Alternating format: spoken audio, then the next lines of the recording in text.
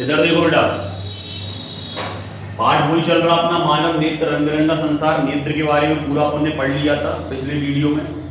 अगला वीडियो देखते हैं, ठीक है। इस वीडियो में हम क्या करेंगे, इस वाले वीडियो में हम दो चीजें समझेंगे, एक प्रिज्म से अपवर्तन को और एक प्रिज्म से अपवर्तन के बाद इंद्रधनुष का बनना, क्लियर, या स्पेक्ट्रम का बनना, ठीक है।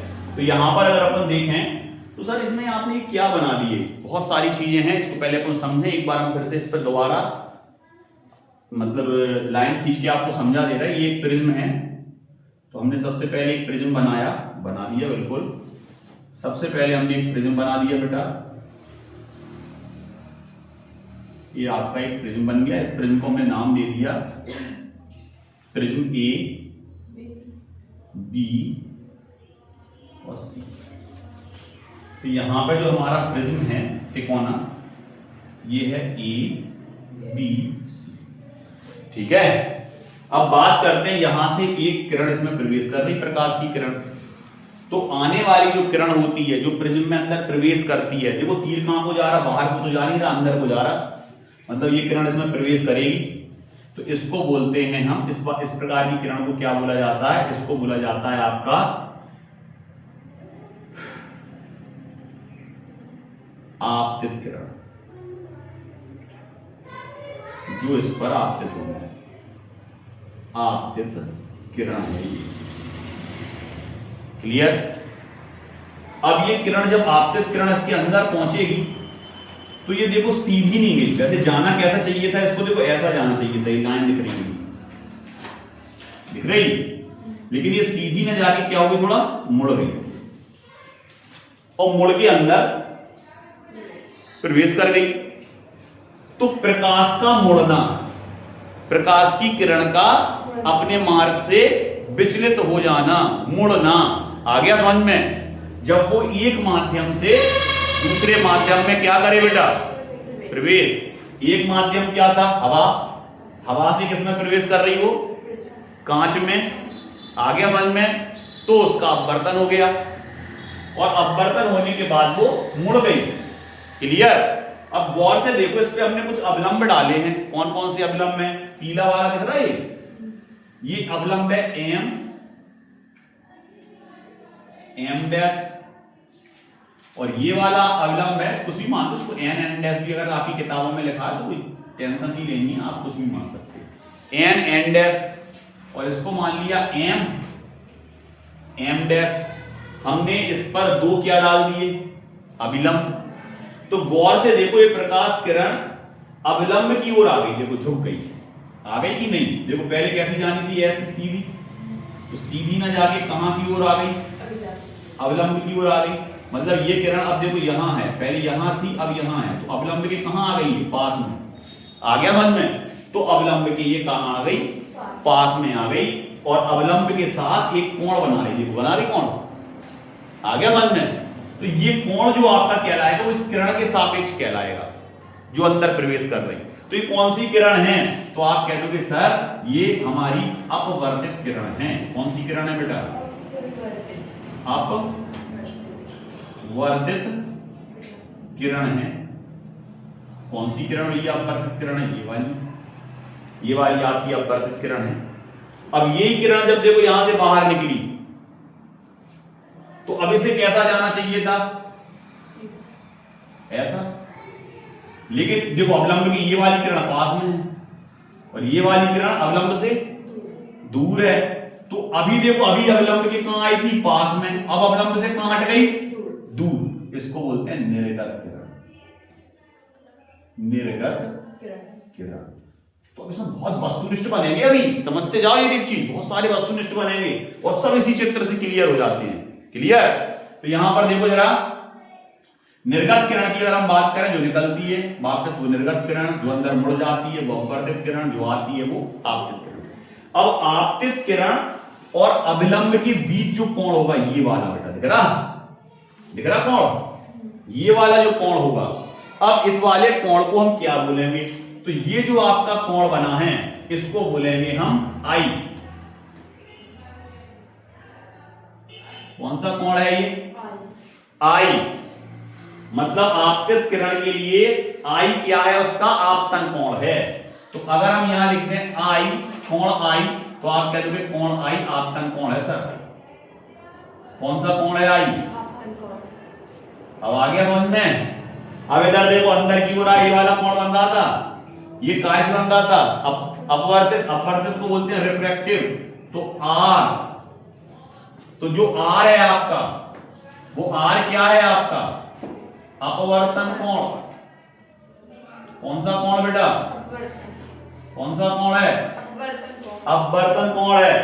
इसके बाद देखो यहां से किरण आई वो बाहर की तरफ निकल गई, और देखो अविलंब से कहां हट गई? दूर। ये वाला कोण आ गया समझ में, ये एग्जिट हो गई बाहर। एग्जिट इंग्लिश में कैसे लिखते हैं? Exit, EXIT।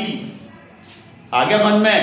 निर्गत, तो इसको बोलते हैं ई को निर्गत कोण। ई कौन सा कोण है बेटा? निर्गत कोण है ई। तो तीनों कोण समझ में आ गए। ये आपतन कोण क्योंकि आपतित किरण के साथ बन रहा, ये अपवर्तन कोण क्योंकि अपवर्तित किरण के साथ बन रहा। इसको मत बना देना, ध्यान रखना है, नहीं तो तुम जाए मान लो। आ गई समझ में। और ये जो आपका कोण है ई, ये कौन सा कोण है? निर्गत कोण है। अभी इसमें एक और आएगा डी। बहुत सारी चीजें क्लियर हो जाएंगी इसमें। डी, सर ये डी कैसे बना? देखो इधर ये वाली लाइन गई, ये वाली सीधी जानी थी ऐसी, और ये वाली कैसी जानी थी? निर्गत किरण ऐसी।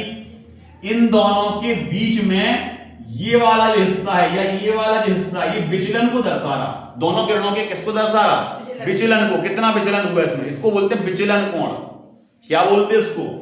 तो अगर हम यहां लिखते हैं डी, तो आप समझ जाओगे डी क्या है आपका? विचलन कोण है। कौन सा कोण है बेटा? विचलन कोण। क्लियर। अभी इसमें एक और बचा है, वो कौन सा है?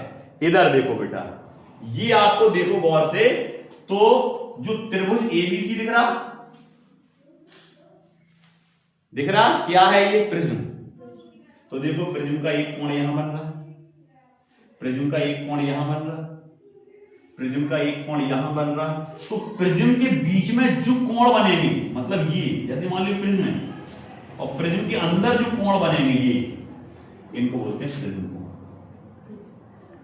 क्या बोलते? किसी ने पूछा, परिभाषा में पूछ लिया उसने आपके 2 नंबर में, प्रिज्म कोण क्या है? तो आप कहोगे ये इसका एक फलक है। प्रिज्म दिखाई दे रहा है आपको,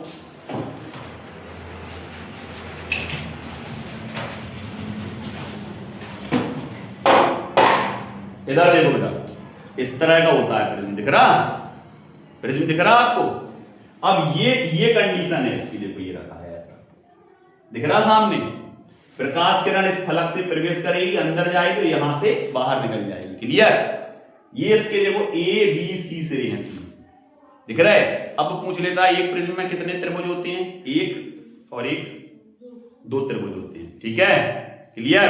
आयत कितने होते हैं? 1 2 3। कितने आयत? आयत 3, त्रिभुज 2। क्लियर?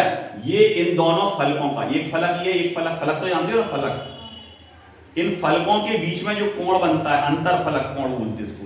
2 फलकों के अंतर पर बनने वाला कोण अंतर फलक कोण कहलाएगा। क्या कहलाएगा? अंतर फलक कोण कहलाएगा। तो ये अंतर फलक कोण है जो 2 फलकों के बीच में बना। तो प्रिज्म के 2 फलकों के बीच बनने वाले कोण को अंतर फलक कोण या प्रिज्म कोण कहते हैं। प्रिज्म के 2 फलकों के बीच में बनने वाले कोण को हम अंतर फलक कोण या प्रिज्म कोण कहते हैं। क्लियर? एक प्रिज्म में 3 प्रिज्म कोण होते हैं। कितने होते हैं? 3। अब बात करते हैं इसमें एक चीज क्लियर, एक चीज क्लियर। किसी ने पूछा एन एन डैश क्या है? अविलंब है। कौन से फलक पे है? ए बी। किसी ने पूछा एम एम डैश क्या है? ये भी आपका क्या है? अविलंब है। किस पर है? ए सी पे। यहां से कौन सी किरण आई? आपतित किरण। आपतित किरण कौन सा वो बनाएगी? कोण, आपतन कोण। अंदर चली गई, अपवर्तित हो गई, अपवर्तित कोण बाहर निकल गई, निर्गत कोण। ये प्रिज्म कोण और ये विचलन कोण। आ गया समझ में? अब बात करते हैं इसकी। जब इस प्रिज्म के अंदर से बेटा, इस प्रिज्म के अंदर से जब श्वेत प्रकाश को गुजारा जाता है तो वो 7 रंगों में विभक्त हो जाता है। कितने रंगों में? 7 रंगों में विभक्त हो जाता है। तो यहां से क्या आया? ये श्वेत प्रकाश किरण है सर। ये क्या आई बेटा? यहां से क्या आई? श्वेत प्रकाश किरण आई। कितने रंगों में बढ़ गई? 7। देखो इस किरण को ऐसा जाना था, सीधा जाना था, लेकिन ये सीधा ना जाके देखो थोड़ा विचलित होके 7 रंगों में बढ़। सभी किरणें विचलित हुई, लेकिन ये वाली कम विचलित हुई और ये वाली ज्यादा विचलित हुई कि नहीं? आ गया समझ में? तो पूछ लेता है कि सबसे ज्यादा अपवर्तन या विचलन किसमें होता है? कौन सी किरण में होता है? बैगनी रंग की किरण में।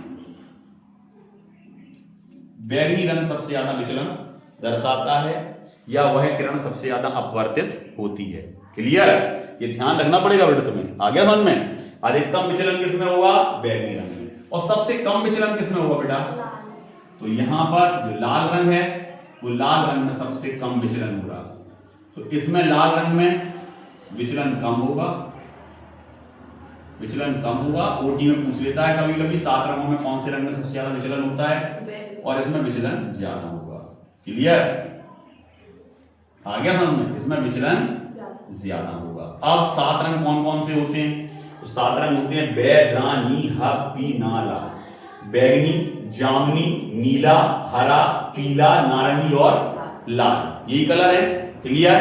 आ गया समझ में? इसको बोलते हैं इंग्लिश में विब्ग्योर और हिंदी में बैजानी हप्पी नाला। आ गया समझ में? अब वो पूछ लेता है कि जब अपवर्तन होता है किसी प्रिज्म द्वारा, अपवर्तन होता है या प्रिज्म द्वारा जब कोई स्पेक्ट्रम बनता है, तो उसमें जामुनी रंग नीचे से कौन से स्थान पर होता है? दूसरे। नीला रंग तीसरे। हरा सबसे ऊपर कौन सा होता? सबसे नीचे कौन सा होता? ये ओटी में पूछता है। क्लियर?